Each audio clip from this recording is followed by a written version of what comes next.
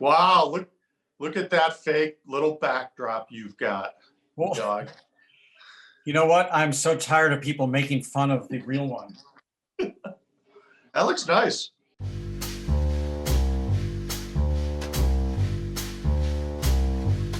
Danny is the CEO of Union Square Hospitality Group, which owns some of the most iconic restaurants in New York City. He's also the founder of global fast casual giant Shake Shack. We've all been affected by the global pandemic, but no segment of our population has faced more economic challenges than the restaurant industry.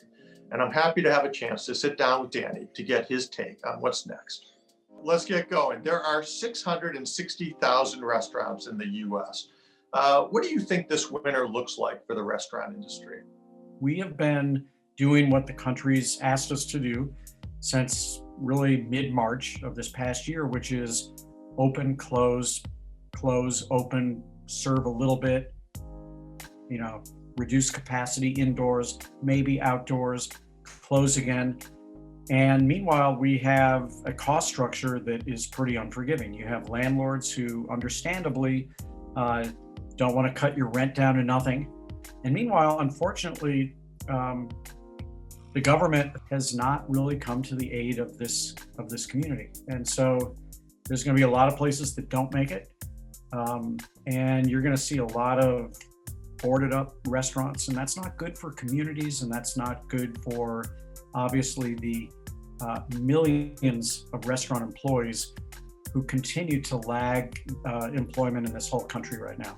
Do you expect states to make restaurant worker vaccinations a priority?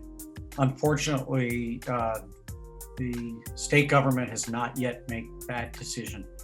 And I think that it would be I can't believe I'm about to say this, but such a shot in the arm for the economy and for the emotional well-being of New York, not just New York City, but all of New York State, if restaurant workers were moved to the front of the line. And the reason is that when restaurants are closed, it sends a pretty loud message to everybody: the city is closed. And that's not a very uplifting thing. I've always believed that consumers are the ones who are going to determine when it is safe to come back. And that starts with, how does it feel to go to work? The Union Square Hospitality Group is built on, hospitality. It's your secret sauce in all your restaurants. What does hospitality look like in an inhospitable COVID world? Hospitality is a very, very potent business principle. And basically what it's saying is this: that the way you make people feel, the degree to which you make people feel like they belong to something, and the way you make people know that you're on their side, is really the most powerful way to lead an organization. Well, restaurants are struggling to survive. We see food apps like DoorDash, Uber Eats, and Grubhub are thriving.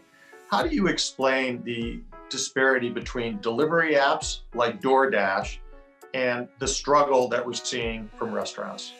We've been, for a long, long time, looking for more and more and more convenience. And every time you tilt towards more convenience, you sometimes tilt away from experience. Now, the experience of going to a restaurant can actually be inconvenient. You have to make a reservation.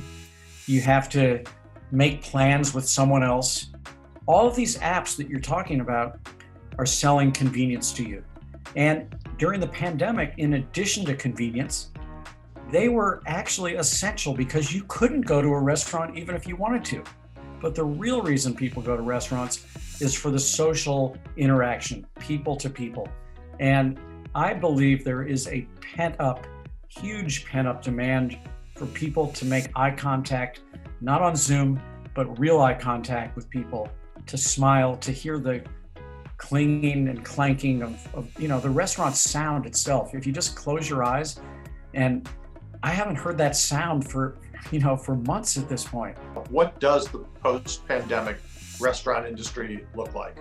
We did some things which will probably stick around even after the pandemic. Probably the biggest one of which is fewer menu items, fewer wines on the wine list. Now, when you go to a restaurant, do you really need to have a selection of 800 wines on the wine list. Now let's talk about the menu itself. You go to a typical restaurant and there's something like 8 to 12 appetizers, 8 to 12 main courses, 8 to 12 desserts, which implies having a pastry chef, many prep cooks. That is something that restaurants have not been able to afford to do. But guess what? When you come to a restaurant today and you have 6 appetizers and 6 main courses and 6 desserts, if they're really good and they're served by someone who's really happy to see you, that's more than enough. Can you tell us what we can do to help the restaurant industry survive what's going to be a difficult winter? If you live in the city and you're outside of the city right now, order food on Goldbelly, which can be shipped to you from a New York restaurant. If you're someone who lives in the city and you're in the city, order as much takeout and delivery food as you possibly can during this time, because that's all restaurants have right now. All right, I'm going to do that. And Katie and I hope to be in one of your restaurants and our neighborhood New York City restaurants very soon. Thank you very much, Danny Meyer. Can't wait for that moment.